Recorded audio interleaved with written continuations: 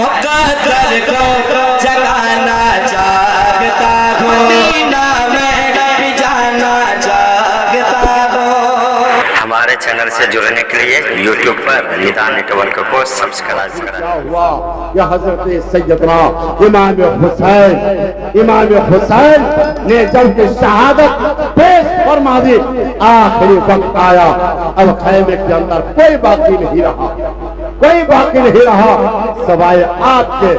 اب امام حسین کی باری آئی، امام حسین اب تیار ہوئے جانے کے لیے، سارے شہید ہو گئے، اور شہید ہونے کے بعد امام حسین کی باری آئی۔ اب آخری وقت ہے، آخری لمحہ ہے، امام حسین اپنی بہن سیدہ زینب کے قریب گئے، بھائی بہن کی آخری ملاقات ہے۔ آخری ملاقات میں امام حسین نے نگاہ میں کیا کہا؟ حسین جانے، ان کے بہن زینب جانے، اور زینب نے اپنی کڑائی دکھائی، پھر وہ بہن زینب جانے، حسین جائے۔ اشاروں میں کیا باتیں ہو گئی، لیکن اتنا پتہ چل سکا کہ اشاروں میں جو باتیں ہوئی تھی، حسین نے کہا تھا میری بہن سیدہ زینب اب یہ آخری وقت ہے، اب حسین کا گلا کٹنے والا ہے، وہ حسین کا گلا جس سے تم پیار کرتی تھی، جمع کرتی تھی، وہ گلے حسین کٹنے والا ہے۔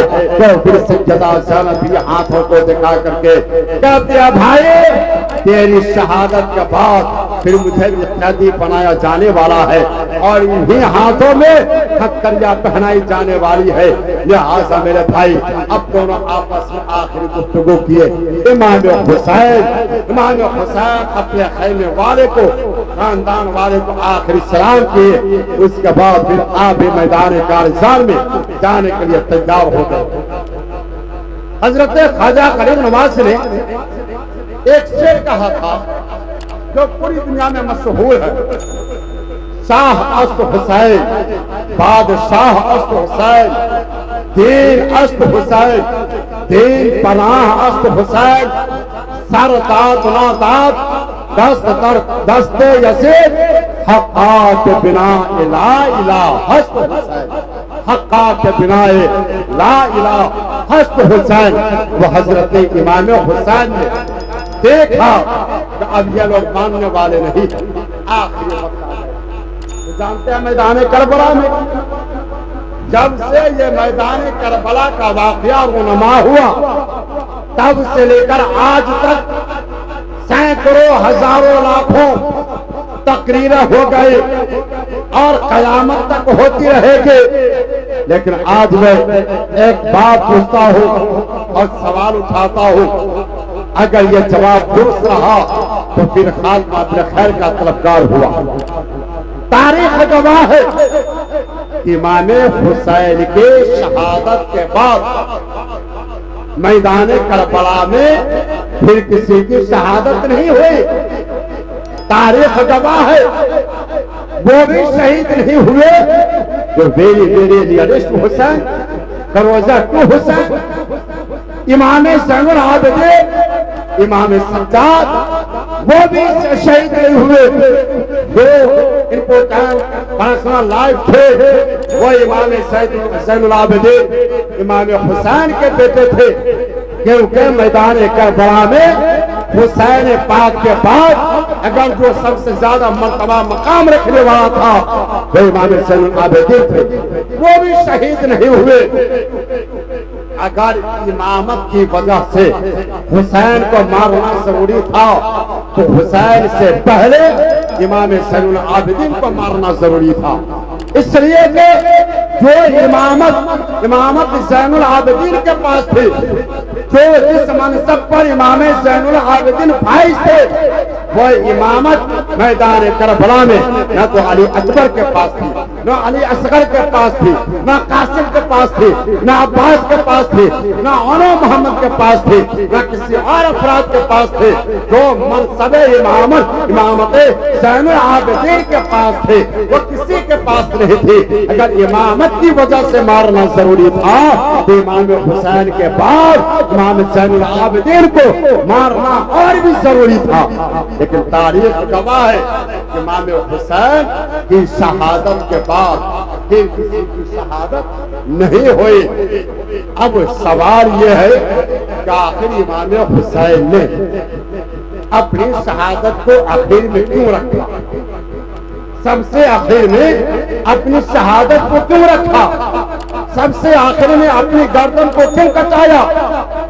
तो अब देखें, इमाम हुसैन अगर पहले ही शहीद हो जाते तो जिस तरीके से हुसैन की शहादत के बाद किसी की शहादत नहीं हुई तो फिर हुर की जगह पर जाते तो हुर भी बच जाते, आपके साथी भी बच जाते, आपके सिपाही भी बच जाते, अली अकबर की जगह पर जाते तो फिर अली अकबर भी बच जाते, अली असगर भी बच जाते, अब्बास भी बच जाते, कासिम का शबाब भी बच जाता।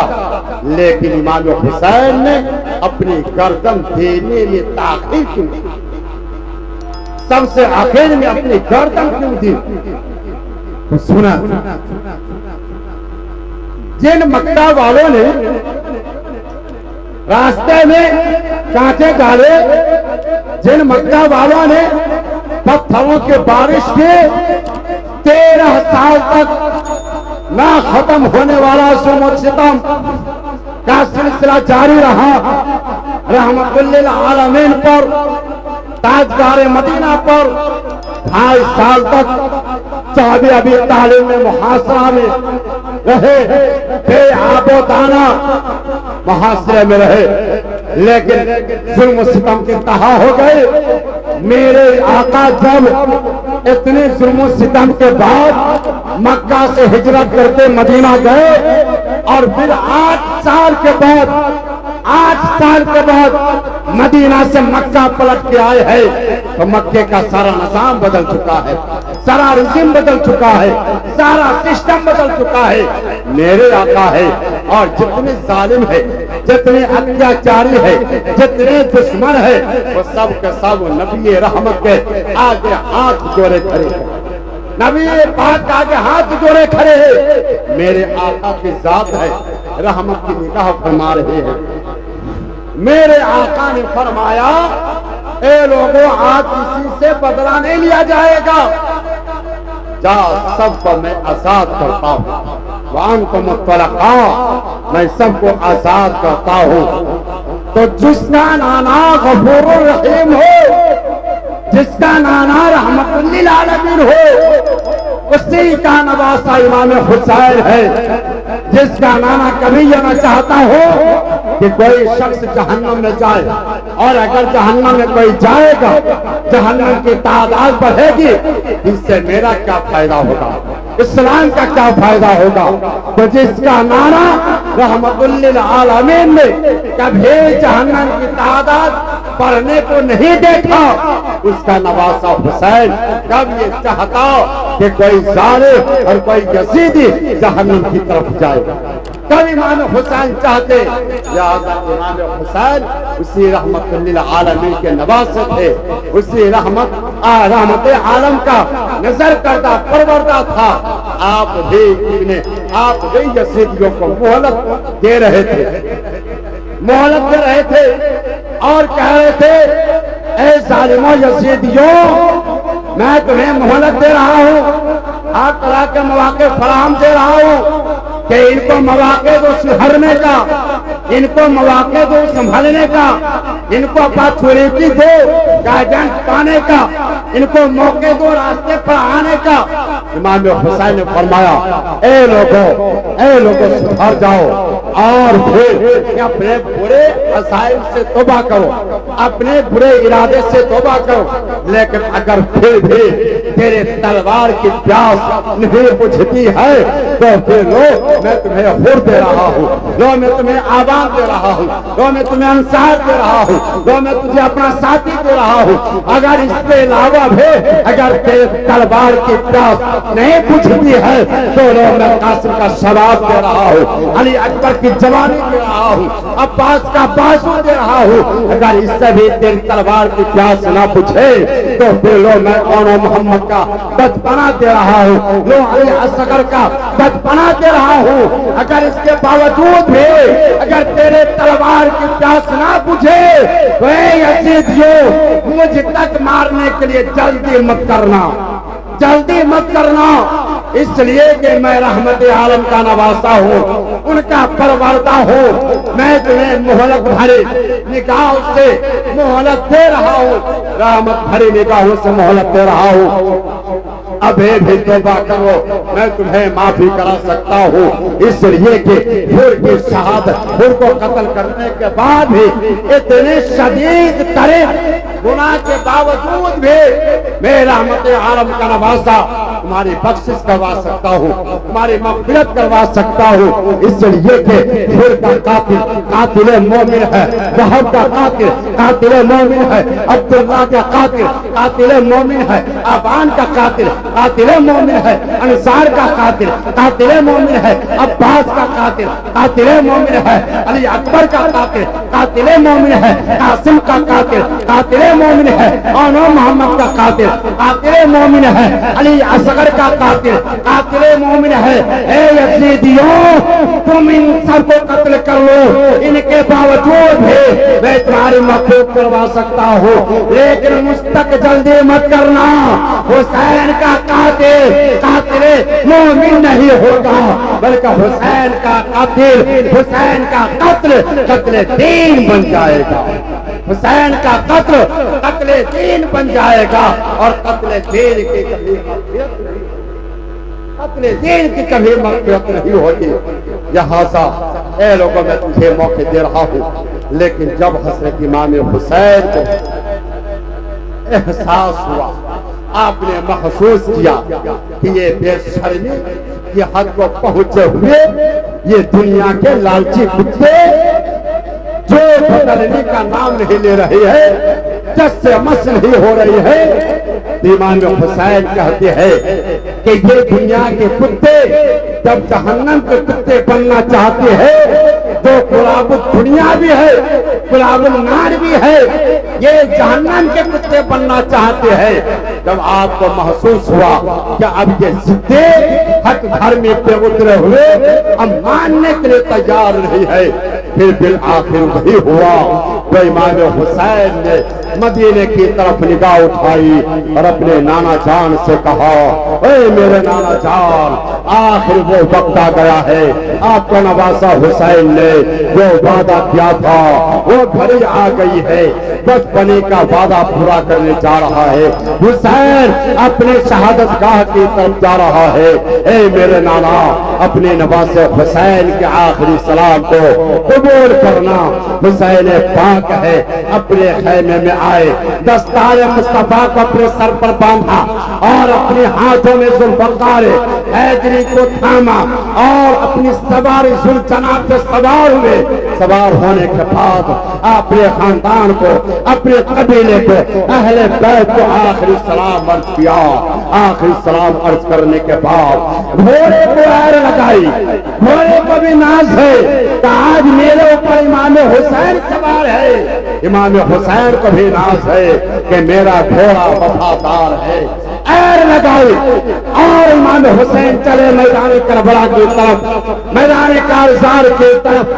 اب ذوالفقار حیدری جو فضاؤں میں لہرائی ہے، ذوالفقار حیدری جب چمکی ہے اور دشمنوں پر جوانی طوفان کی طرف برسنا شروع ہوا ہے، حسین کی تلوار کو کوئی روک نہ پاتا تھا۔ حسین کی تلوار ان یزیدیوں کو ایسے کاٹتا تھا جیسے کوئی گاجر مولی کاٹتا ہو، جیسے کوئی سبزی کاٹتا ہو، جیسے کوئی ہری چیز کاٹتا ہو، ایسے حسین کی تلوار ظالموں کو کاٹ رہی ہے۔ صفوں کے سب الٹ گئے، گردنوں کی بارش ہو رہی ہے، ہاتھ ہواؤں میں اڑ رہے ہیں، گردنیں زمین پہ گر رہی ہے، جسم تڑپ رہے ہیں۔ حسین کی تلوار چل رہی ہے، کبھی میمنہ پر حملہ کر رہی ہے، وہ میمنہ کو صاف کر دے رہے ہیں، کبھی میسرہ پہ حملہ کرتے ہیں۔ تو मैसरा को साफ कर देते हैं, जब ये कल्ब पे हमला करते हैं तो कल्ब को साफ कर देते हैं। एक हुसैन की तलवार चल रही है, 3 दिन का भूखा प्यासा हुसैन की तलवार चल रही है। और हुसैन की जब तलवार चल रही थी तो हुसैन की तलवार जब चल रही थी ऐसा नहीं लग रहा था कि कोई भूखा प्यासा इंसान तलवार चला रहा हो, बल्कि ऐसा लगता था कि हुसैन के तलवार में एकदम तनहा हुसैन की तलवार नहीं है, बल्कि आसमान से तमाम सितारों ने अपनी जगह छोड़कर हुसैन की जुल्फ़कार हैदरी में समा गई हो। ऐसा लगता था कि आसमान के तमाम बिजलियां हुसैन की तलवार में समा गई हो। ऐसा लगता था आदम की दुआ, आदम के हाथ दुआ के लिए उठ गए हो। ऐसा लगता था कि तो कश्ती नूह अपनी निजात का रास्ता देख रही हो। ऐसा लगता था कि फिरऔन दरियाए नील में गर्क हो रहा हो। ऐसा लगता था कि अजन्ना अपने हाथों को दुआ के लिए उठा लिया हो और जिसके दुआ पर फरिश्तों के आमिल शामिल हो गई हो। ऐसा लगता था कि हुसैन के तनहा तलवार में ये सिर्फ यही नहीं था, बल्कि ऐसा लगता था कि सदाकत सिमट गई हो। ऐसा लगता था कि अदालत ने पकड़ लिया हो।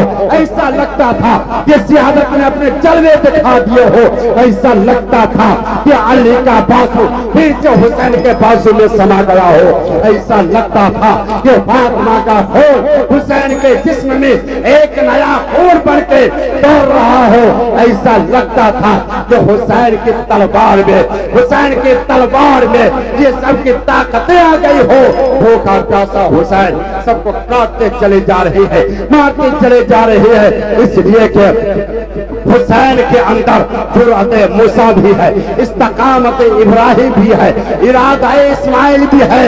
ये उस वक्त मीना का मैदान था जब इस्माइल के सामने शैतान था, इस्माइल का इरादा पहाड़ था।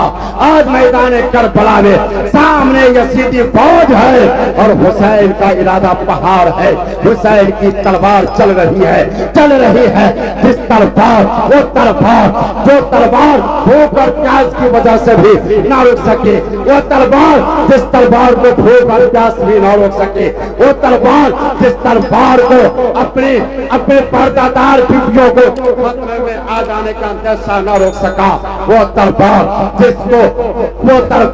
जिसको और मोहम्मद का बदबना ना रोक सका, वो तलवार जिसको अली अकबर का बदबना ना रोक सका, वो तलवार जिसको कासिम की जवानी ना रोक सके, वो तलवार जिसको अली अकबर की जवानी ना रोक सके, वो तलवार चल रही है और दुश्मन करते चले जा रहे हैं। अब हुरमला परेशान हो गया, अमर बिन साद परेशान हो गया, इब्ने साद परेशान हुआ, शिमर परेशान हुआ। या अल्लाह ये क्या हो रहा है? एक ही आदमी सबको मारता काटता चला जा रहा है, भूखा प्यासा सबको मारता चला जा रहा है। कहीं ऐसा न हो एक तारीख बन जाए एक भूखा प्यासा इंसान ने 22,000 को अकेले शिकस्त दे दिया है। अब हुसैन की तलवार को रोकना चाहिए और रोकना बेहद जरूरी है। यजीदी नुक्ता नजर से हुसैन की तलवार को रोकना जरूरी है, लेकिन रोके तो कौन रोके? हुसैन की तलवार को रोके तो कौन रोके? जिस तलवार को भूख प्यास ना रोक सके, बच्चों के बचपने ना रोक सके, जवानों की जवानी ना रोक सके, वो तलवार को रोकेगा तो कौन रोकेगा? यजीदियों में इतनी ताकत रहे कि हुसैन की तलवार रुक जाए, रोक सके। अचानक हुसैन की तलवार चलते चलते ठहर जाती है, चलते चलते रुक जाती है। यही वो नाजुक सा मोड़ है, यही वो नाजुक सा मोड़ है कि जहां पर इमाम हुसैन की तलवार ठहर गई। अमर बिन साद देखकर परेशान हो गए, सिमर हैरान हो गए, हुरमिरा घबरा उठा, सिमर बिन जौशन चिल्ला उठा, ए मेरे मौला ये क्या हो गया? जिस तलवार को कोई ना रोक सका वो हुसैन की तलवार अपने आप ठहर गई। पूछा हुसैन आपकी तलवार क्यों ठहर गई? हुसैन फरमाते हैं नमाज का वक्त हो गया। ये वही आखिरी मरहला है اور شمر بن جوشن آگے بڑھا اور بڑھنے کے بعد اپنا ایک ایسا وار کیا کہ سر حسین تن پاک سے جدا ہو گیا. انا للہ و انا الیہ راجعون. امام حسین شہید ہے. اب امام حسین شہید ہو گئے. امام حسین کا گلا کٹ گیا. امام حسین کا گلا کٹا. لوگ کہتے ہیں کہ گلا حسین کا کٹا ہے, سر حسین کا کٹا ہے. کہنے والے کہتے ہیں کہ امام حسین کا سر کٹ گیا. ارے ظالموں, ذرا میرے دل سے تو پوچھو, سر حسین نہیں کٹا ہے, وہ سگاہ مصطفیٰ کٹ گئی ہے. میرے آقا کا جو سگاہ کٹ گیا ہے. میرے آقا نے مکے میں لگے حجر اسود کو ایک مرتبہ چوما تھا تو قیامت تک لوگ اسے چومتے رہیں گے, لیکن یہاں میرے آقا نے حسین کے گلے کو ایک بار نہیں چوما ہے, بار بار چوما ہے, بار بار چوما ہے. تم کہتے ہو حسین کا گلا کٹا, ارے حسین کا گلا نہیں کٹا, وہ سگاہ مصطفیٰ کٹ گئی, وہ سگاہ مصطفیٰ کٹ گئی. امام حسین کا سر جانتے ہیں حضرت ام سلمہ رضی اللہ عنہا مدینے میں سو رہی تھی, آرام فرما رہی تھی. حضرت عبداللہ بن عباس رضی اللہ تعالیٰ عنہ روایت کرتے ہیں جو ام سلمہ بیان کرتی ہے کہ میں نے خواب دیکھا کہ میرے آقا صلی اللہ علیہ وسلم تشریف لائے ہیں. آپ کے ہاتھ میں ایک شیشی ہے اور شیشی میں خون ہے. آپ کے داڑھی کے بال بکھرے غرض و غبار میں لگا ہوا, آپ کے سر کے بال بکھرے ہوئے ہیں. میں نے پوچھا میرے آقا اس شیشے میں کیا ہے اور آپ کے چہرے اس طرح کیوں ہے؟ میرے آقا نے فرمایا ام سلمہ تم نہیں جانتی, آج میرا بیٹا حسین کی شہادت ہے. میرے بیٹے حسین کو ظالموں نے بے دردی کے ساتھ شہید کر دیا ہے. صبح سے میں حسین اور ان کے ساتھیوں کے خون کو جمع کر رہا ہوں. یہ میدان کربلا کے شہیدوں کا خون ہے, میں اسے جمع کر رہا ہوں.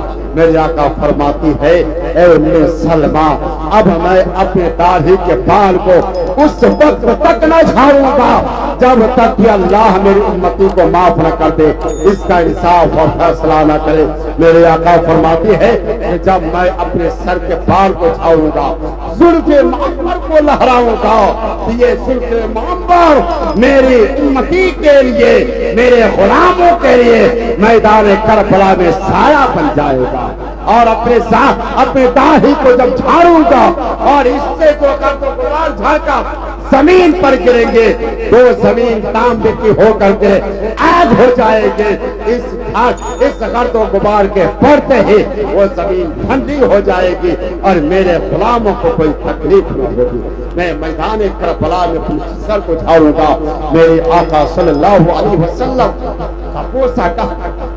آپ غور کریں کہ اگر آپ پردیس میں ہو اور آپ ممبئی میں ہو, آپ سخت بیمار ہو, آپ کی ماں کو یہاں پتا چل گیا ہو کہ میرا بیٹا بیمار ہے, پھر آپ کو اچانک فون پہنچا ہو کہ میرے بیٹے تیری طبیعت کیسی ہے, معلوم ہوا کہ تیری طبیعت خراب ہے, بتا تیری طبیعت کیسی ہے. بیٹا اچانک چونکے گا اور کہے گا میں ممبئی میں بیمار ہوں, ابھی تک فون نہیں کیا, ماں کو نہیں بتایا. میری ماں کو کیسے خبر ہو گئی, میری ماں کو کیسے پتا چلا؟ اپنے ساتھیوں سے پوچھا تو ساتھیوں نے بتایا نہیں جانتے ہو, اسی کو تو ماں کی ممتا, اسی کو تو خون کا رشتہ کہتے ہیں کہ تم ممبئی میں ہو, تم بیمار پڑے تو ماں کے دل کو احساس, ماں کے رشتے کو احساس ہو گیا. آپ غور کریں جب آپ کا بیٹا ممبئی میں بیمار ہو تو وہاں میں بیٹھ کر آپ کو احساس ہو جائے بیٹا بیمار ہے, تب گلائے مصطفیٰ کٹا ہوگا. میرے آقا کو مدینے میں کتنی تکلیف پہنچی ہوگی, میرے آقا کو کتنی تکلیف پہنچی ہوگی. لوگ کہتے ہیں گردن کٹ گئی, حسین کا گلا کٹا, ایک بوڑھی کہتی ہے کہ وہ سگاہ مصطفیٰ کٹے گئی. میرے آقا کے دل پہ کیا گزری ہوگی, وہ میرے آقا سے تو پوچھے. پھر جانتے ہیں یزیدیوں نے کیا کیا, کھڑے حسین سر حسین کو اٹھایا اور نیزے پہ لگایا، اور جانتے ہیں اپنے نیزے کو نوک کو کس میں ڈھکایا؟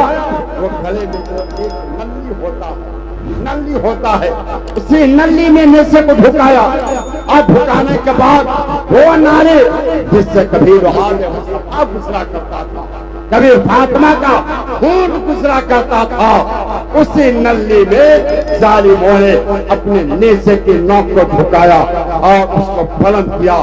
بلند کرنے کے بعد اب لے کر کے چلا اور جشن منانا شروع کیا۔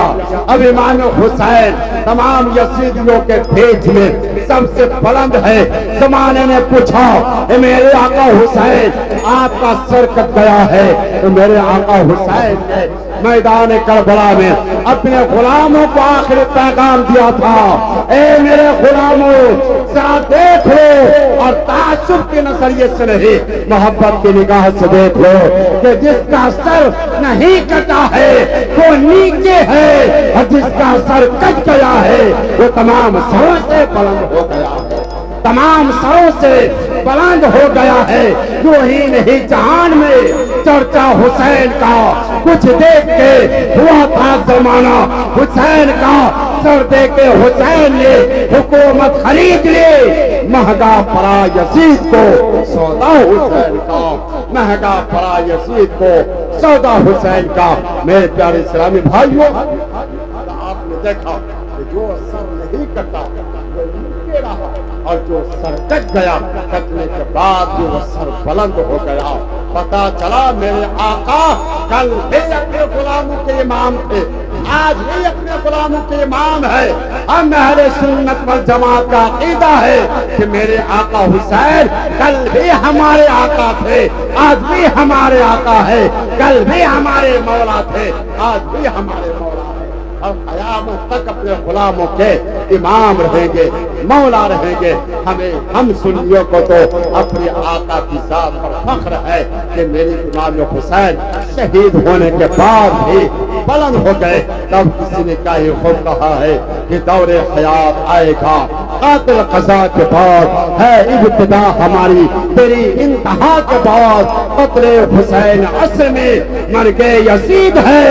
اسلام زندہ ہوتا ہے ہر کربلا کے بعد، اسلام زندہ ہوتا ہے ہر کربلا کے بعد۔ امام حسین نے اپنے جسم اپنے خون کے آخری لہو کو بھی بہا کر کے اپنے نانا جان کے دین کی حفاظت کر لی۔